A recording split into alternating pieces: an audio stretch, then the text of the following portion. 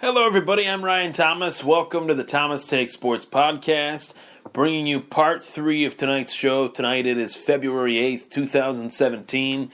We're live from Lockport, New York, at a studio in Lockport, New York.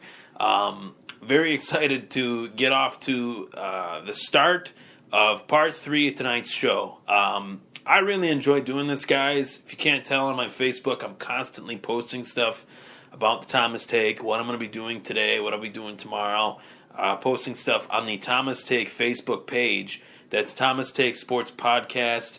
The YouTube is Thomas Take 92. My Twitter account is at Thomas Take 92.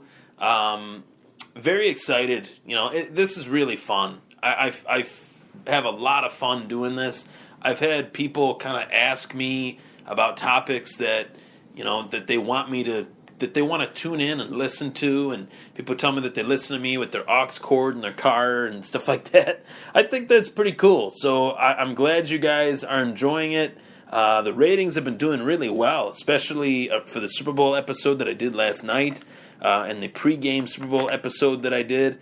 They're doing very well. So I'm excited to continue and keep plugging away.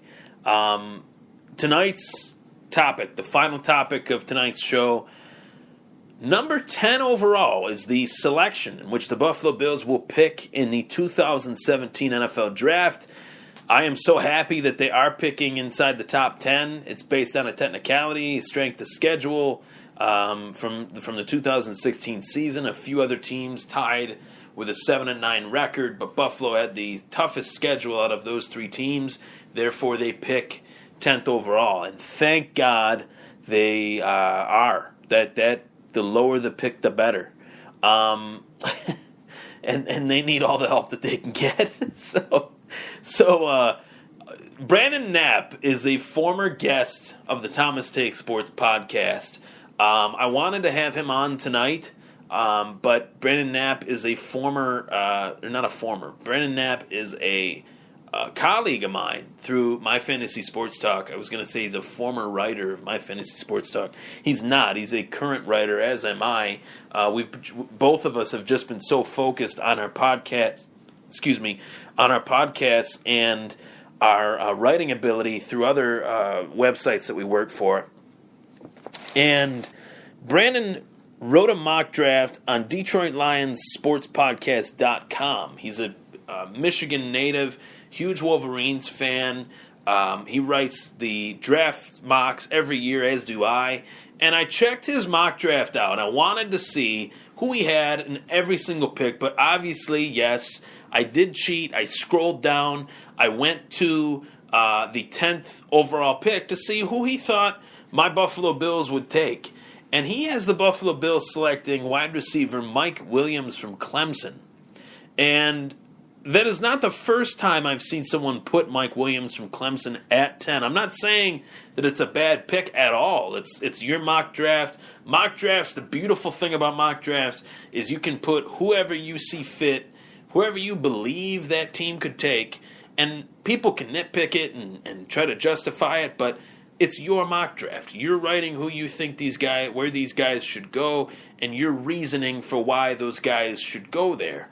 And it's your own puzzle piece. It's your own puzzle. You're putting your puzzle pieces together for the 2017 draft. So I liked the fact that he put that position on the Buffalo Bills. 10th overall, they select Mike Williams. And I want to try to find it. It was on Twitter, and I did not screenshot it. I'm going to look it up on Twitter here. But yeah, Brandon is a really great writer. Really good writer. He does really good work on the draft. And let's see here.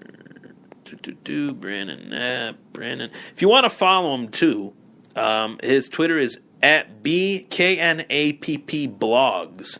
Writer for Detroit Lions podcast.com. A huge Michigan and Lions fan. So yeah, he does very good work. I really enjoyed having him on the show, and I'm going to look towards having him on the show again in the coming days. So let's see what he wrote here. I want to read it word for word. Now, a few other guys made their picks as far as who they think the Bills should take. I'm going to go over those real quick as well. Ash, he wrote Jamal Williams. Brandon wrote Mike Williams from Clemson. Jamal Adams, the strong safety from LSU. That was Ash's pick.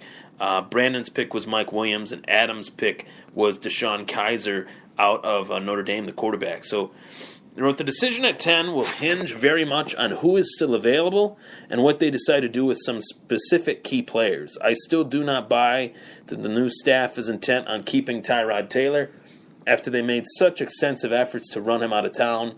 And if Kaiser and Trubisky were still on the board, that would be a dream scenario to move on.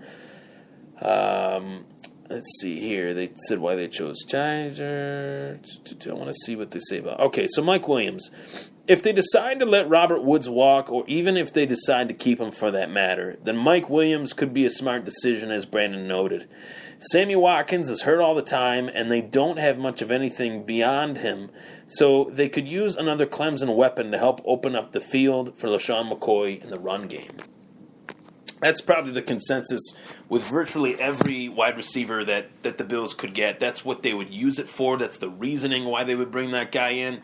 Even if they do decide to keep Robert Woods, even if they let Robert Woods go, they did lose one guy last season that nobody talked about, that I was pissed that they let go, and that was wide receiver Chris Hogan. Hogan went from the Bills to the Patriots. Those in my circles, my friends, they were pissed that Chris Hogan left, as was I, but the NFL pundits and the NFL media kind of didn't really look at that as a huge loss for the Bills, where I did. Anytime you lose a guy like that continues to get open, that can catch the ball very well, that's a big loss, especially at the wide receiver position for the Bills, which was already very thin when Sammy Watkins goes down and when Hogan goes down. Then Woods goes down when Watkins comes back. So the analogy that the Bills do need a wide receiver is not a bad one. It makes perfect sense. I just don't know at 10th overall if that is the first position that comes to my mind. The first position that comes to my mind is their secondary, specifically safety. Jamal Adams is a guy, like they said, from LSU, but another guy is Jabril Peppers from Michigan. That's the first guy that comes to my mind, and I want to do this show, this part 3, sort of as a preview to the next show, which will have Brandon Knapp on it. I want to talk to him about Jabril Peppers. He has a huge, extensive knowledge on Michigan's program. He knows a lot about the players. He knows a lot about what makes a player good from college to the pros. He knows a lot about the Michigan guys, the Michigan brand guys. And Jabril Peppers was one of those guys. He did miss the Orange Bowl due to a hamstring injury, but that is the guy that I would love for the Buffalo Bills to be able to grab if he is available. That's my dream scenario. The guy can do it all. He's a safety. He's a linebacker. He played running back. He kicked returned, punt returned. He's got Buffalo Bills written all over him. Usually the Bills take guys that can contribute to special teams, and he's one of them. So I'm going to get his take on Jabril Peppers. But, the Mike Williams idea, the Mike Williams from Clemson idea, that is one that, I want to talk about that a little bit more, obviously. He had a great BCS championship game. He made some clutch catches on some high throws from Deshaun Watson, and he's a guy that I do like him. I do like him a lot. He's 6'3", 205. He'd be the big receiver that the Bills kind of need. And he's from Clemson. He's a guy that that's the Bills pipeline. They take guys from Clemson University. As I said on other podcasts before, C.J. Spiller, Sammy Watkins, Shaq Lawson, Mike Williams, it would kind of make sense for them to take another Clemson guy, because this college program, they're the national champions for one, but even before that, they're contending for the BCS championship virtually every year, and Dabo Swinney is a great coach. So I like the fact that they kind of have built a pipeline for themselves with Clemson, with Florida State. Could Mike Williams be another addition? I would not be against it, but it's just not the first position that comes to my mind. It is one that when you think about it, though, when you begin to think about it, if they had another alternative to Sammy Watkins, if Sammy Watkins were to go down, it would make sense just using yet another first-round pick on a wide receiver when you just did so a couple years back is a little bit frustrating. It kind of shows that, the Sammy Watkins trade-up was not the best of moves for the Buffalo Bills. It also shows that Robert Woods, being the second-round pick the year beforehand, was not necessarily...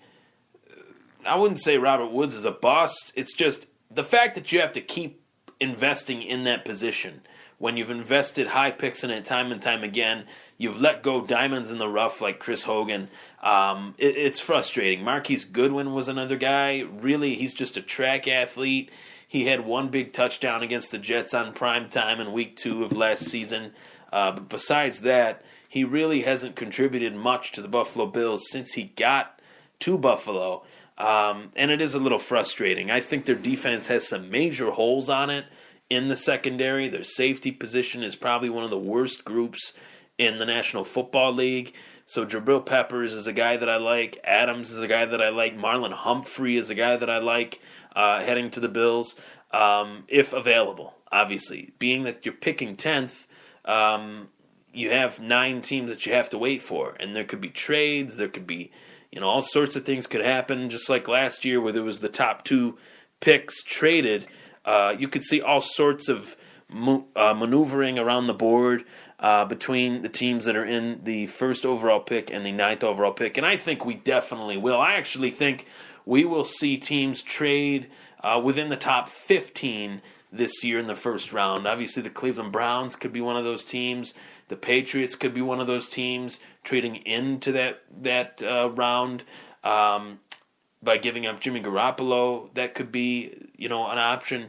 So it'd be very interesting. Mike Williams heading to the Buffalo Bills. I like the idea, and I'm going to talk to Brandon Knapp about it.